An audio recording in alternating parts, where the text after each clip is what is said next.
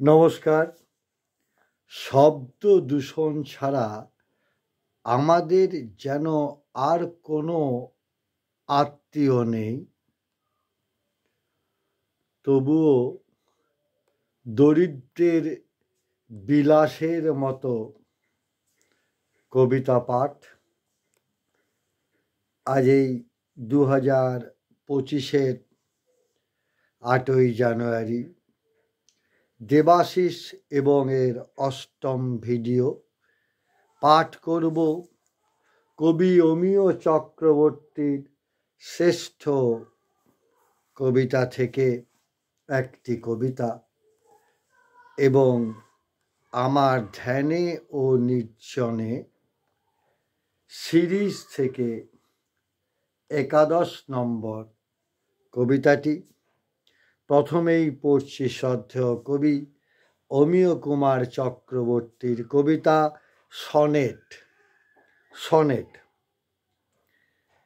হে যম, অন্ধকার যাত্রীর শোনো কথা, মৃত্যু হলো। অস্পষ্ট ওপারে আমরা চলে যাচ্ছিলাম, মেদিনীপুরের লোক জলে ঝড়ে যে রাত্রে মেদিনীপাড়ের শূন্যতা ডেকে নিল। ভয়ঙ্কর তেষ্টা ছেলে কেঁদে কোথায় হারালো, আজও কাঁদে। এলো বান, ওরে বাড়ি আয়, একি ঢেউ না কামান। এদিকে আগুন দেয় ঘরে গোড়া, বেঁধে মারে। কংগ্রেসি কোথায়, সঙ্গে যম। দেশি সৈন্য হাসে, নয় এরা মৃত্যুদূত নয়, যে মৃত্যু তোমার কালো ঝড়ে ধরাময়। কোথা থেকে পাপ আনে এরা, শোনো বেশি মনে নেই।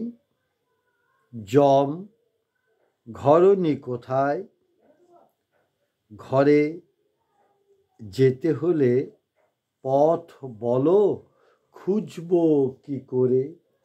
পড়লাম শ্রদ্ধেয় অমিয় চক্রবর্তীর শ্রেষ্ঠ কবিতা থেকে কবিতা। পড়ছি আমার একটি কবিতা, যে কবিতাটি লবণ সংক্রান্ত ড্রয়িং কাব্যগ্রন্থের অন্তর্ভুক্ত। ধ্যানে ও নির্জনে। এর রচনাকাল 24শে আগস্ট 2015। একদিনেই কবিতাগুলি লেখা হয়েছিল। 11। ইদানিং আমার এক নদের কাছে থমকে দাঁড়ানো, যেন আবহমান কাল ধরে আমি এখানেই স্থিত আছি। জেনেছি তার কালে কালে বহু রূপ, জেনেছি আমাকে সেই প্রোটোজয়া কাল থেকে গড়াতে গড়াতে রূপান্তরে এই আমি। বহুবার এইখানে আমার অবতরণ, অবগাহন, থমকে দাঁড়ানো। নদ তো সেই এক দামোদর, আজই এখন তাহার উদরে যে জল, সে কি তখন, সে কি আগামীতে, সর্বদা এক।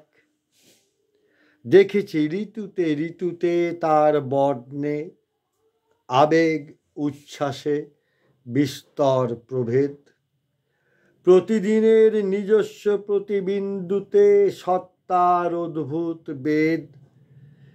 সিক্তের স্বভাবে বৈচিত্র্যময় সে, আমিও তো তাই গড়পড়তা সেই এক চরিত্রের ভেতর সূক্ষ্মতায় অজস্রে রকম ফের, এক আমি সহস্র হইবার ইচ্ছায় আমিও কি নই পুষ্পিত?